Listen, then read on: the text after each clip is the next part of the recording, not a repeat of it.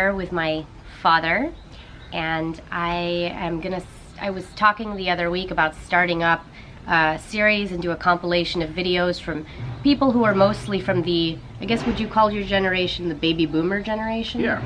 Is that what you guys are? You're the baby boomers? After 1945. Okay. So, and I'm 1957. Okay. So I guess I'll go ahead and just ask you a few questions that I have here on my phone. Well, so what decade were you born in? The 50s. In the 50s, okay. Can you tell us about some of the allergies that were rampant back in your day? What were kids allergic to? What was common for allergies? Nothing. We weren't allergic to anything. There's no such thing. When we were living, the only thing that was that had to do with allergies was like maybe kids who were stung by bees and they were allergic to the bee sting. That's just about it. As I remember, as I recall, we didn't have to go to the doctor to address any allergies. I had 3 other siblings in my family, and I come from a huge family where I have cousins who were like 30 cousins all in all, and not one cousin suffered from any allergies. That's really interesting too, because nowadays the average family, you know, a lot of small families nowadays, it's like a lot to have 2 kids already. That's a lot. What were average family sizes like? Oh, huge. What was considered way too many kids back then? Well, you know, typical was that, you know, families would have, if they could, 5 to 7 to 8 kids, and sometimes they would go up to 10 to 13 children. Well, this is in the Philippines, where, okay, you know, for families, the children were valued. So, you know, the more the merrier. Awesome. All right, so then how many special needs children were at your school? Like, think of elementary, middle school years, if you can think back to that. How many children needed teacher's aid, extra assistance because of their special needs? We had, wow, you could just name them, count them from the hands, from the fingers on your hand. We had one child who was stricken with polio, and he was an American, and, you know, he needed assistance in regards to, you know, he was using crutches and, you know, special section in the classroom for him to sit so that he could get a more advantageous view. Nothing. I can't even recall any other person who suffered from any malady. So no, like, kids that were on any kind of psychotropic drugs. I guess back then they weren't really around as much, but no child had to really be on a kind of prescription for ADHD, because right now we have so many cases of you know, attention deficit. That's completely unheard of in, you know, growing up in our schools, in the classroom. No, we had no such medications or prescriptions given to any kids. I would see them visibly. Nobody was, you know, taking any medication. Okay. Zero. No medication. What was your diet like as a child? I mean, what was a family dinner night? What did that consist of? What were you guys eating? Well, the staple would be rice, or we would have noodles, pasta. We would have beef, chicken, pork, vegetables. Yeah, anything. Mostly home cooked, you would say? Oh yeah, it was home cooked. They would shop at the market and get their fruits, vegetables, and meats at the market, the local market, and that's what we would have for lunch and dinner. Okay. Let me get other questions. So what were some of your parents' biggest fears, if you can remember as a kid? Like, what were your... Well, you know. we didn't have computers. We didn't have computer games growing up. So what we did have was the great outdoors. So my parents' fears was, I mean, they would give us bicycles, motorcycles, and to do stuff outside our house. So their biggest fear was we'd never come back because we'd get into some sort of accident. But I remember leaving my house in the morning on our free days, leaving our house in the morning and coming back in the evening, exhausted because we spent our day outside, whether it was at the park, around the village, in somebody else's backyard, an empty lot to play in, get dirty. I remember coming home just filthy dirty because we were playing at a yard, we were playing in the mud, doing all kinds of things that kids normally do during my time. And it was all fun, using our imaginations to play and such. And how often then were you outside? Any chance we'd get. Any chance we'd get. Any chance you'd get. Okay, let's see if I maybe have a couple more questions here. Did you guys have to deal with anything like, were there fears your parents had of things like CPS, that the state could come in and take the kids if the parents did something wrong or were not parenting in a certain way according to the state, how they wanted them to parent? No, zero. They didn't get involved in the lives of families. They didn't tell us how to live, how to raise our families. Zero. No, we didn't have that at all. We remember that our parents were the ones who raised us. They were the ones who were responsible. They set the rules. They taught us how to obey. They set the boundaries. We knew what to cross and what we couldn't cross. And that's how lives were played out. It was in the hands of our parents. It was in the hands of your parents. And we would respect the rules and regulations of the parents of our friends, our neighbors. I mean, they had their set of rules, and so we would also know what their boundaries were, how long they could stay up at night, what they could play with, what they were banned from playing with, if they were allowed to ride motorcycles, if they were allowed to ride bicycles. That was just set up by their own families. So right now, I can't speak for other countries, but in America, we have what should be an epidemic of women who cannot have children. They're struggling with infertility. There's over 6 million women in America struggling with infertility. I believe it's 1 in 8. It's at least 1 in 8. How many women did you know of growing up, maybe even into your college years already, that just wanted children and were not able to have children? There were a few who weren't blessed to have children, and those very few were provided children from within their family unit. That's what I remember. Can you think of, I obviously don't want you to have to say the names, but can you think of how many roughly women you knew that were like this, stories like that, where siblings were just giving their children to, because they couldn't have babies? Probably 3 or 4. You said 3 or 4? 3 or 4. In your time? In my time, yeah. I had 3 or 4 aunts who weren't able to bear kids. I call them aunts, but sometimes they're not even related to us. But because they're friends of our parents, we call them aunts. That's a culture thing. Yeah. Okay, and then what was expected for somebody gets old, and if they're not blessed enough to just get old and die in a bed surrounded by their loved ones, what were you conditioned with to thinking is how people die? What were we responsible for? How we would treat our elders when they were old and unable to care for themselves.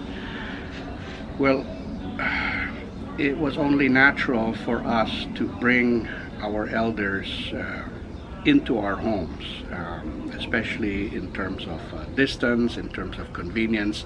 We would choose which sibling would be able to care for our mom or care for our dad. And what we would do, real case situations, when my mom got old, when she passed her 80s, she couldn't live in her home anymore. She lived in a 2-story home, couldn't use the stairs. So what we would do, was decide as a family, okay, mom needs to be cared for at this time. She cannot afford accidents to happen to her in her own home. So we said the next best step was to bring her into the home of my oldest brother. But before we did that, we all pitched in our finances to build her an extension in my brother's home. She had her own enclosed patio, her own bedroom, air conditioned, with all the amenities that would make her comfortable. We all pitched in money-wise to get this done, and provided her a safe, a comfortable place where she could live out the rest of her days. But we saw it as children responsible to honor our parents, honor our mothers, our fathers, our mother in this instance in that way, by caring for her when she couldn't care for herself anymore. I think that that's a more cultural difference at this point, because growing up also in society in the Philippines, when you turned 18, was it normal for parents to say, okay, Jicky, you're on your own, go do your own thing, you can't come back here, you can't live with us anymore? Yeah, I mean, no. could that be a... No, not at all. I mean, we had every freedom to leave home and make our bones, but they would say, well, why don't you stay in our home? You know, you're not yet married, stay in our home, save up your monies, even if you're chasing after a career, and when it's time for you to get married, you'll have enough to purchase your own home. So yeah, our home was the home of my parents was a refuge where we can build up our own savings and go out into the world when we're ready, when we're able. But there was never, not one parent of mine or others, said, well, here's the door. They never showed us the door and looked at us as a burden, that at the age of 18, you know what, you're one less mouth to feed, so here's the door. And no, that was not the way it was played out in our families. Our parents cared for us even up to the age of 30 years old. Some people may frown on that in this particular society, in Western society, but back then it was our parents. It was they saw it as their obligation to help their child as much as they can, up to such time as they can help themselves. So the age factor or the time frame of staying in their homes was, it was unheard of for them to say, to give us limits in that area. No. So it was just not common then for parents to just be put away in a home back in that culture. No, not at all. Was it even frowned upon? Did you ever hear of any case like that? Yeah, we would say, well, frowned upon in regards to whatever happened to your responsibility of taking care of your own mom, of taking care of your own dad. Why burden other people with that when it's on you, to care for them? That's ingrained in our culture. So that would be no contest to say, well, you know what? Let's just give parents up to the state. There's no such thing as designated homes, care homes for them during those times. No. And so, yeah, I even remember my grandmother when she was in need of care. She couldn't care for herself. Again, she was brought into the home of one of the siblings who had an extra room and extra help. And again, we would rally around, the other families would rally around and get commitments from every sibling to give towards the care of grandmother. So, what was an annual checkup? What did that consist of? Checking eyes, ears, nose, throat, and an injection if necessary. What injections did you guys have as kids? I guess tetanus shots when we hurt ourselves, and it was questionable what struck our skin, whether it would create some sort of malady. So we would give it tetanus shots, but again, far and few between that would happen. I remember going for polio. They had the polio vaccine, and this was the treatment that was given in our schools, where they would have white sugar cubes, and they would put the polio vaccine with a dropper on the sugar cube, and we would ingest that, and that would be that. So it's oral. Oral, yeah. Okay. Okay. It was an oral way to take it. Okay. Yeah, and measles. We were. Did you have the measles as a child? Or Yeah. I had not measles. I had chicken pox. You had chicken pox. Yeah, but the way we treated chicken pox is when one had chicken pox. Well, everybody knew everybody in the Philippines, especially among the cousins. So when one had chicken pox early in his or her age, then it was almost like good news. Hey, I'm going to bring my kids to your kid who has chicken pox, so that they can get the pox while they're early, and then we can be done with it. So it was almost like a chicken pox party where cousins and friends would come together and contaminate each other in a way that we just be done with it, and that's how we dealt with it. We would treat it in a natural way, because the chicken pox was like itchy. So there was this concoction that they put together. I think it was called. It had a type of a starch that they would mix in the water, and we would soak in that. It would soothe our skins From the itch. And our skins won't be dry, and the redness would go away. And I would say maybe after 3 to 4 days we're done. Off we go to play again. Great. Well, thanks for chatting with me, Dad. Okay. Now you know your history. Now we know some history. At least your family history. We should all know our family history. And maybe it might be good that you value your culture, because there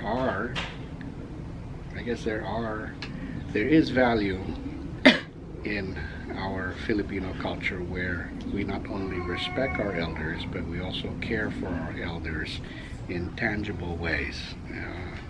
They don't become a burden to us, but a blessing to us to be able to care for them when they're old and gray. We don't discard people, because they've lost their value, and we cannot, what can we get out of them anymore? No, there's no such thing. Every person has value in our culture, and we keep it that way. And it's a lesson learned. I mean, that's our way of life. I'm not going to force that down anyone's throat, but that's how it worked for us in our culture, and it worked like a charm. Okay. Thanks for Well, thank you for having chatting. me. All right, pal. Okay.